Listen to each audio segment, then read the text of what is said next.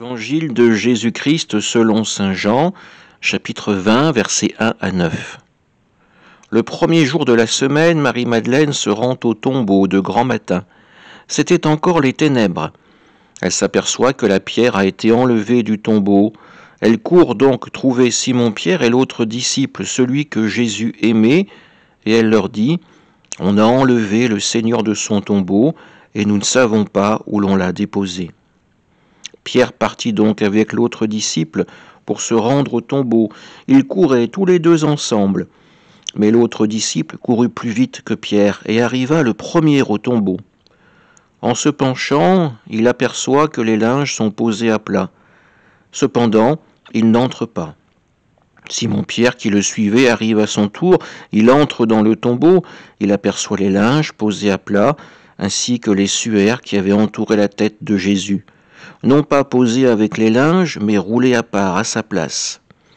C'est alors qu'entra l'autre disciple, lui qui était arrivé le premier au tombeau. Il vit et il crut. Jusque-là, en effet, les disciples n'avaient pas compris que, selon l'Écriture, il fallait que Jésus ressuscite d'entre les morts. Acclamons la parole de Dieu. En ce dimanche de Pâques, nous sommes tous dans la joie d'accueillir cette bonne nouvelle, le tombeau est vide. La joie d'accueillir la foi du disciple que Jésus aimait. Il vit et il crut. Il vit que le tombeau était vide. Il vit que le corps n'était plus là. Il vit, et bien que la vie, justement, a été la plus forte. Aujourd'hui, nous sommes tous dans cette joie. La joie de percevoir enfin que toutes les prophéties ont été accomplies, que les promesses du Seigneur, les promesses du Christ ont été réalisées.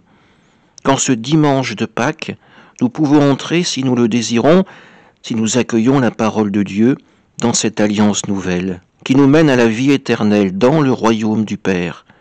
Alors oui, ce dimanche de Pâques a une saveur bien particulière pour nous.